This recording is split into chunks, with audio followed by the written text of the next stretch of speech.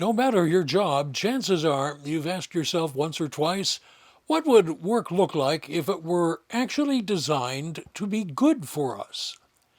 Well, if you could answer that question, you might have changed jobs, or perhaps wandered off into the wilderness muttering away.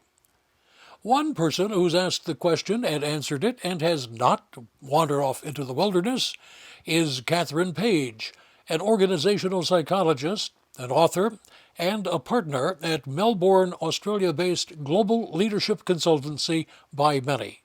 She joins us on this Biz News podcast to answer the question, hate your job? Here's some answers. Let's start, if you wouldn't mind, Paige, by telling our viewers and our listeners a little bit about yourself. How did you get to where you are today? So I'm an organizational psychologist by training, and I live on a little island called Australia, which some of your listeners hopefully will have heard of. So I started my career as a researcher, actually. Uh, I call myself a professional nerd. I'm deeply fascinated in the topic of happiness, and I was always intrigued about the connection between happiness and the workplace. So that's really where I started my career, was just following my curiosity and my passion for that topic. And then I've really just taken that thread or that interest, and it's been a real thread through my career. But I've taken quite big transitions in my career. So moving from academia, I left academia and started working in large consulting, so Deloitte here in Australia and in London. And that was really where I learned more of the business and the commercial side of what I do, because I was very much an academic, very theoretical, probably not much by way of tangible actions. And then I worked internally in a large bank for a while. And now I found my forever home in a small consultancy, a more boutique consultancy, which is very purpose driven. And you have just written a new book. Tell us about that. I still have. So this is my new book, Good Work. So Good Work really brings together 2 decades of my own research, as I mentioned, starting in 2005. And it is written really to arm leaders and essentially anyone who works with some of the science and the practice and the insights that I've collected over my career. So it's a collection of interviews, stories, practical tips that really are around creating a better world through work. Now, in your writings, you call for fixing work, not necessarily fixing the workers. Would you Mm. tell us what that means? So when I'm talking about fixing work and not the workers, it really is this idea that we need to acknowledge that there are aspects of the work environment, the working conditions, if you like, that actually have a huge impact on people's mental health. That said, where we've tended to focus when, as organizations, is we've tended to focus on making individuals more resilient, training them, stress management, time management, those sorts of things. And I don't disagree that resilience is important. We all, of course, need to be resilient, but you get more impact at a population level when you focus on fixing the workplace. So things like excessive workload, giving people more job control, improving the quality of leaders, giving people access to more meaningful work, that benefits everyone, not just people who may be otherwise vulnerable in the workplace. Everyone benefits. Well, that's easy to say, easy to write about to some degree, but implementing that in the typical business or organization is very difficult. What have you found as you have consulted these folks and you've tried to get this across to them? Well, you're right, it's incredibly hard. And interestingly, I actually do think where most organizations and leaders need to start is probably focusing on the individual. I mean, even in my own career, that's where I started. But as you start to implement things that might benefit the individuals, what you start to notice when you're doing this as a practice is that you do get some benefits for a while. But even when you do increase the resilience of workers, there is just other stuff that you start to notice that's going on in the work environment that is actually getting in the way. And so then you go, okay, well, I've helped the workers by doing these things for them, but I can still see that there are challenges. Maybe I'll go and fix some stuff with leadership. So then you go and fix some stuff with leadership. and strengthen leaders, help them to become better equipped at listening, more emotionally intelligent. And that helps it for a while as well. And then you go, well, hang on a minute. People are just too busy to come to the training. So what's going on there? Oh, they've got excessive workload. So maybe we actually need to work on how we streamline things, or take some of the urgency out of the system, or actually address the fact that people aren't clear on what they need to do. So there's just kind of a sense making that needs to happen as you go through the process, where you realize actually where you should have started all along was probably at fixing the work. But ultimately, I think that's the last thing we end up learning, if that makes sense.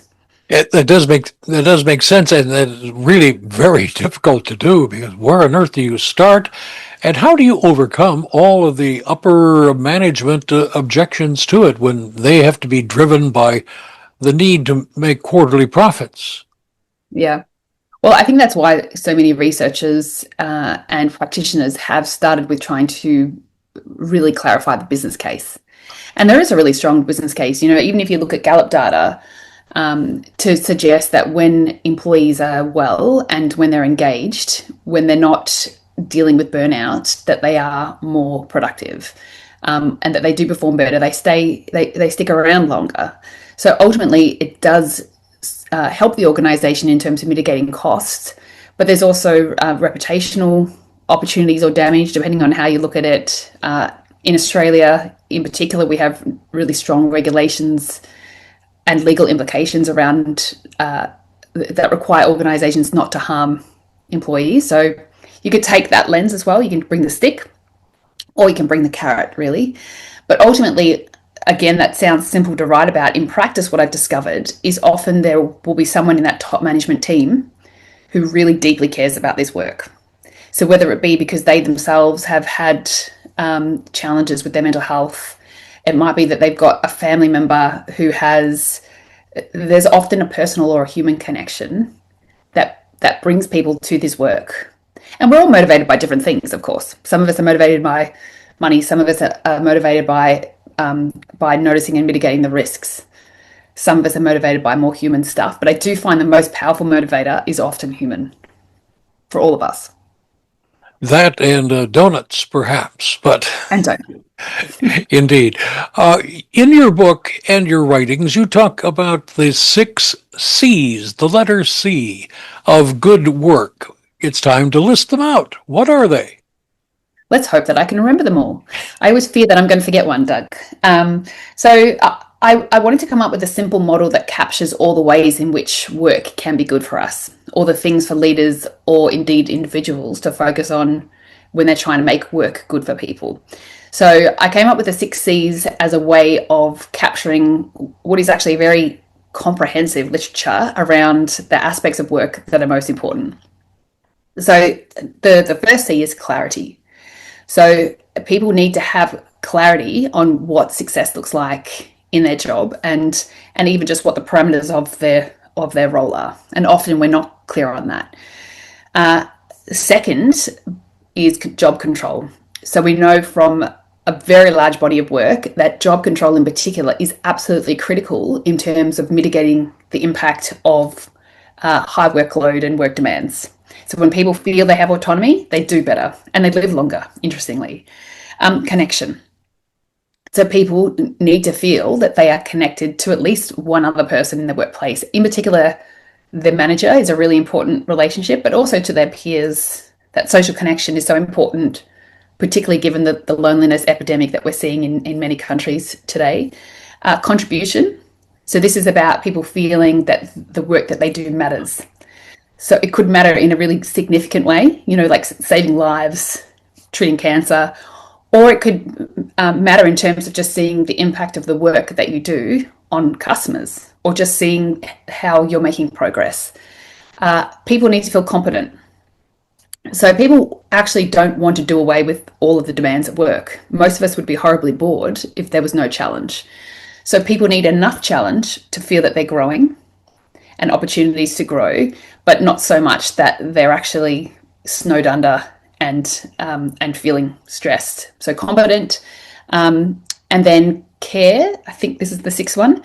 So care is about really recognizing that people, at the end of the day, are human beings. And as humans, we can't work, infinitely, and that we actually need to have breaks, and that we have lives going on outside of work, and that we want people to actually treat us as a human being, not just as a resource. So I hope you were counting them, Doug. I think you got it six out of there. We'll list them out. We'll put a graphic up for people who would like to follow along that way. Could you give us, please, some practical examples of what good work design actually looks like day to day? In practice, yes. So I think if you're a leader, good work is really, it comes down to the decisions that you're making about your people and about yourself. But equally, as an individual, it's also about the decisions that you're making about how you organize your own day.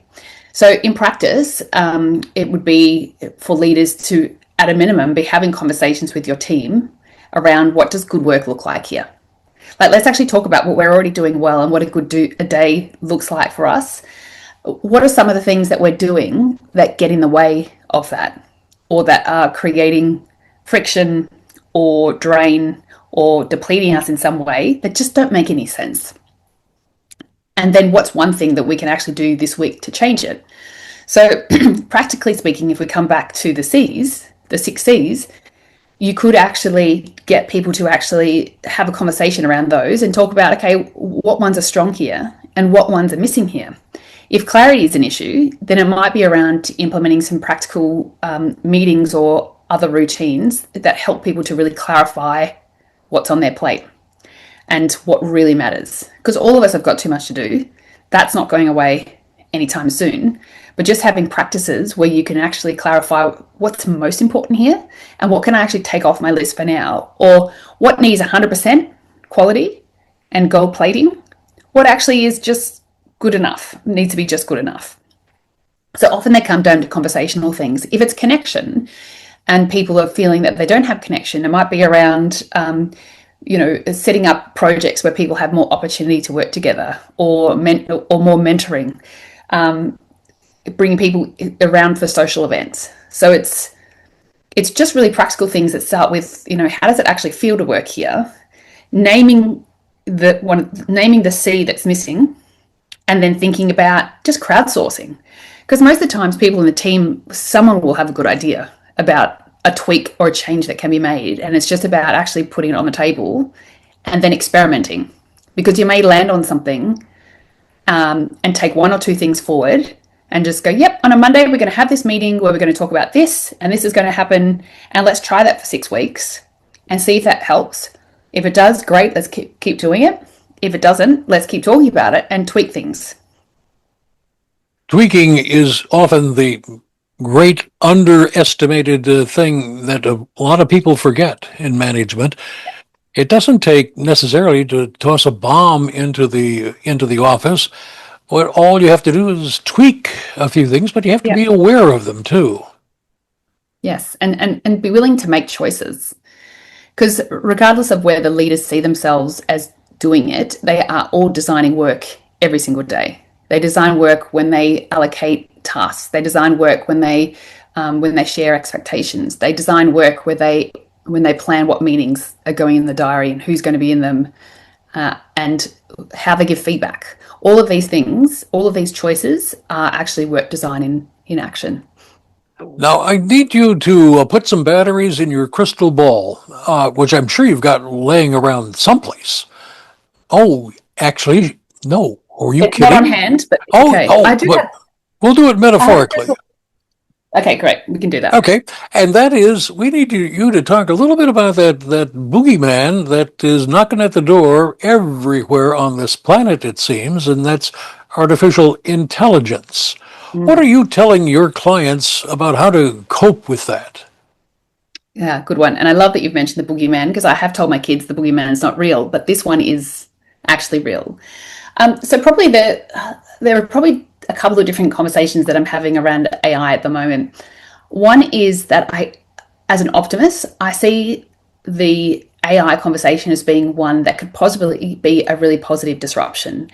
And the reason I think that is because what AI is doing undeniably is disrupting work, for better or for worse. And so why not use that as an opportunity to actually have a conversation around, okay, so what actually does good work look like in this place? What are the components that we could actually use AI to, what's ultimately the role that our AI agents can play? And what ultimately is the role that we need humans to play? And actually make those choices not just based on productivity or efficiency, but on meeting core human needs. So let's just actually bring the human to the table when we talk about what AI can and cannot do, and use it as a disrupt moment to actually think about, let's actually change the way we do work and make it better for humans, not just more efficient. So that's one thing I'm thinking about. Where I think we're going a little bit wrong, and it's related to that point, is that we're often implementing AI programs and transformation on top of stuff that people are already doing.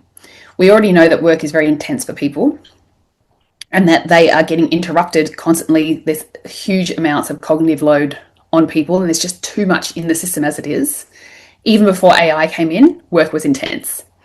So as we're bringing in AI to think about how we're using it to transform organizations, let's also remember that every time we add more stuff for people to do, we need to be taking stuff off their plates.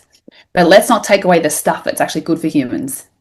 Let's take away the stuff that's actually draining humans and think about how we can use AI to actually solve problems for humans, not to solve the problem of humans.